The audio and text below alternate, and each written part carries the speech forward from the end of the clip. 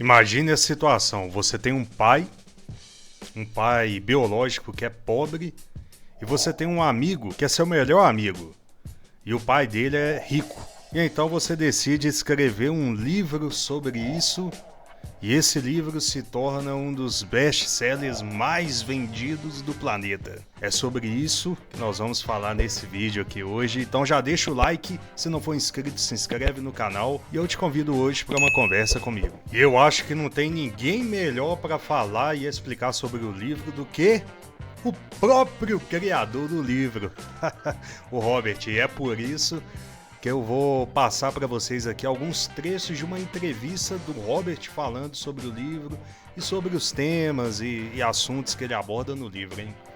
Então não perde, porque hoje o vídeo tá incrível, irmão. Our school systems teach us nothing about money. Nothing. It's pathetic. Go to school, get a job, and then work hard for money. I use debt to invest. I don't recommend it, but it's the best way to get rich. If you don't know those two things, you should not be an entrepreneur.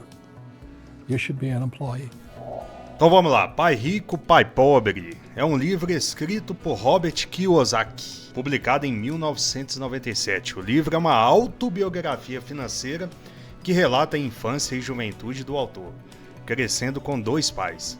Seu pai biológico, o pai pobre, e o pai de seu melhor amigo, o Pai Rico. A ideia principal do livro é que a educação financeira é fundamental para alcançar a liberdade financeira e que a forma como pensamos sobre dinheiro é mais importante do que a quantidade de dinheiro que temos. Ou seja, não importa quanto dinheiro você tem, o que importa mesmo é a sua mentalidade, correto? E existe alguns conceitos chaves dentro desse livro. O conceito número 1. Dois tipos de pais. O pai pobre, representando a mentalidade convencional de trabalhar por dinheiro. E o pai rico, representando a mentalidade de fazer o dinheiro trabalhar por você. Número 2. Educação financeira. A importância de aprender sobre finanças, investimentos e empreendedorismo desde cedo. I'll talk to you about the most important subject for all of us today, rich, young, poor, or old. It's called financial education. And as you know, our school systems teach us nothing about money. Nothing. It's pathetic. You know, they have financial literacy courses today. Well, that's not financial education. You know, it's really pathetic. And what's happening for most people today is, you know, they follow that age-old mantra. Go to school. What do you learn about money in school? Nothing. Get a job. Well, jobs are disappearing. Not only that, is that with artificial intelligence and G5 coming, more jobs are going to get wiped out. And then work hard for money, but pay taxes. Taxes are going to keep going up. And then they tell you to get out of debt. Oh, God. Debt is money. Please understand me. The rich know how to use debt to get rich. And that's what I do. We use debt as money. And other guys will tell you get out of debt. Well, you choose. The rich use debt to get rich, and the poor and middle class get wiped out because they're in debt. That's because of the lack of financial education. Conceito 3. Ativos e passivos. A distinção entre ativos, que são bens que geram dinheiro, e passivos, que são bens que você tem, mas que não te gera dinheiro, que só te consome o seu dinheiro. There's 3 types of income. They'll never teach you this in school. Okay, number 1 type of income is earned income. That's earned income.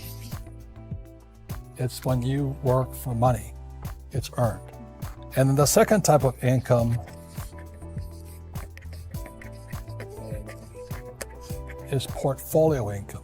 And portfolio income is from flipping houses, or you buy a stock for like $10, you sell it for $20. That's portfolio income. Okay? I don't do that. But the income that... Conceito 4. Fluxo de caixa.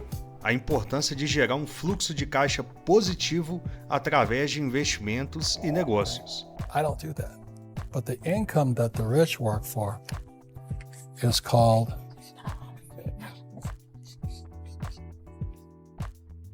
passive income. Passive income is also known as cash flow. Conceito número 5, independência financeira. O objetivo de alcançar a liberdade financeira, onde o dinheiro trabalha para você e não o contrário. I use debt to invest. To do that, you've really got to have a lot of financial education. I don't recommend it, but it's the best way to get rich. The more debt we use, the less tax we pay.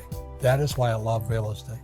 I can use debt, pay no taxes, make a lot of money. So that's really what I teach. I don't recommend it, but for those of you who understand what's called an infinite return, it's the best way to get rich, but you have to have a lot of financial education.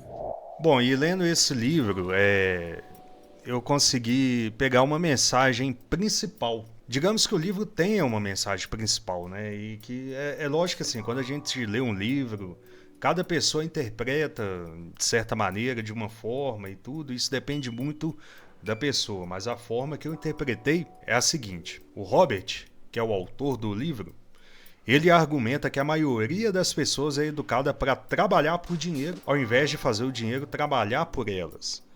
Ele defende que é necessário mudar a mentalidade e adotar uma abordagem mais empreendedora e financeiramente inteligente para alcançar a liberdade financeira. Simples assim, não há muito o que dizer. A mensagem principal do livro é essa. Desculpa aí se eu estou dando algum spoiler ou se eu estou resumindo demais aqui o livro, mas a mensagem principal que o Robert tenta passar é essa. This is my message to anybody, including millennials, is where is your head? You know, I know most millennials, they want a high-paying job. They want to be able to pay the rent, eat, and all this stuff. And then you dream of the big house, a nice car, and all that. But that's why 99% of Americans are broke, because their heads are on the wrong spot. Just like everybody else, I was focused on the income column, get a job, get the pay raises, if you're an hourly wage, work more hours or raise your hourly wage. So I was always focused here. And then finally, this is after we'd actually bought some investment properties, the light finally went on and I'm like, instead of focusing on acquiring income, what if we focus on just acquiring assets, that the assets go into the income column? Like this. So that was a huge shift in my mindset. And once that shift happened for me, I don't think about the income column anymore. I just think about the asset column. The first way you understand risk is you look in the mirror. It's who's looking back at you. You're the risk, not the investment. For example, I invest in a lot of real estate. And say, oh, real estate is so risky. I think I'll buy ETFs. So you play it safe, but you'll learn more by investing in real estate, right? Because you'll make more mistakes. Yeah. So that's the difference there. So it's not real estate that's risky, it's your risk. Is that an entrepreneur's got to know how to increase their income. And an entrepreneur's got to know how to create assets. If you don't know those two things, you should not be an entrepreneur. You should be an employee. Every job is not so much for the high-paying job with job security. For not everybody. Most people should have job security because we're not designed to be entrepreneurs. But if you're going to be an entrepreneur, then you better take this job and say, well, which way am I going to go? When you look at a job, you look at what can I learn more than how much can I make. And I think that's the biggest challenge. And if you look for a job where you can learn a lot, the harder the job, better it is. E o livro Pai Rico, Pai Pobre se tornou um best-seller internacional, inspirando milhões de pessoas a repensar sua relação com o dinheiro e a buscar uma educação financeira mais sólida. O livro também gerou uma série de outros livros, cursos e produtos relacionados à educação financeira. E aí, você já leu o Pai Rico, Pai Pobre? Se você não leu, eu te indico, hein? E se você leu, o que você achou do livro? Deixa aqui nos comentários embaixo. E deixa o like, se você ainda não tiver deixado, que provavelmente eu acho que você já deixou, não é possível. E se inscreva no canal se ainda não for inscrito, que provavelmente eu acho que você já seja também, né? E até a próxima, tamo junto.